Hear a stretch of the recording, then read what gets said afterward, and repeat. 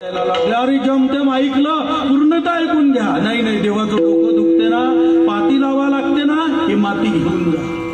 उद्धवानं प्रश्न केला गोपिकांना, गोपिकांनो अरे देवाचं डोकं शांत व्हावं, स्वतःच्या पायाची माती दिली। अरे देवाचं डोकं आहे, जगाच्या नियंताचं डोकं आहे, ते या ब्रह्मांड नायक परमात्म्याचं डोकं आहे, ज्याने हे जगत निर्माण केलं, जो मोक्ष प्रदान करणार आहे। त्याच्या पायाला जर, त्याच्या डोक्याला जर तुमच्या पायाची माती लागली तर मोक्ष नाही मिळणार, रवरव दुर्गंधी भोगावी लागेल, नरकात जावं लागेल।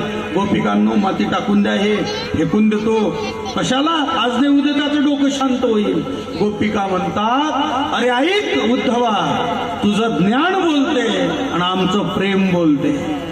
तुझं ज्ञान बोलते, तुझ्या ज्ञानाला त्या ठिकाणी प्रेमाची परिभाषा नसल्यामुळं भक्ती प्रेमाविना ज्ञान नको देवा, अभिमान नित्य नवा तया माझी। समुद्रामध्ये अनेक पाणी असतं पण प्यायला उजवत नाही, पण जात असताना शेताच्या कडेनं एखादा झरणा वाहतो, तिथलं डोबरं असते, साचलेलं डबकं असते,